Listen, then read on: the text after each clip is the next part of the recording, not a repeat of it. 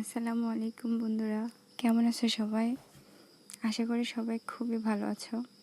আমিও ভালো আছি, অনেক ভালো আছি। আর আমার ভালো থাকার আরেকটা কারণ হচ্ছে যে আমার এই সুন্দর সুন্দর সবজি গাছগুলোতে কি সুন্দর সবজি ধরে আছে। এই যে এদিকে করলা, আবার এইদিকে বরবটি, একদম তাজা তাজা বরবটিগুলো খুবই পুষ্ট হয়েছে, মাশাআল্লাহ। দেখলে কাঁচাই খাইতে ইচ্ছে করে। আবার এইদিকে এই যে আমার ঢেঁড়স গাছের মধ্যে ঢেঁড়সও বের হয়েছে। তারপর ওই যে এদিকে মিষ্টি কুমড়ার শাকগুলা খুবই সুন্দর হয়েছে।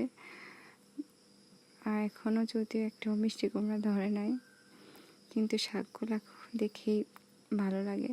তারপরে এই যে গাছের মধ্যে ধুন্দুল ধরে আছে, ধুন্দুলটাও খুবই পুষ্টই দেখা যাচ্ছে। আবার আমার ছাদ বাগানের ঠিক এই পাশে একটা খেজুর গাছ আছে। এই গাছটাতে অনেক খেজুর ধরছে, কাঁচা খেজুর।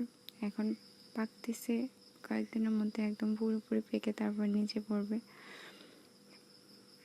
আমি দেখাচ্ছি, এই যে দেখেন কি সুন্দর খেজুরগুলো একদম দেখা যাচ্ছে হলুদ হলুদ হয়ে আছে।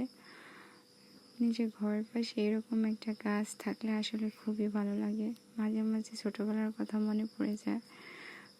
ছোটোবেলায় অনেক খেজুর কুড়াতাম, বৃষ্টির মধ্যে অনেক খেজুর তুলতাম, মনে পড়ে সেই স্মৃতিগুলা।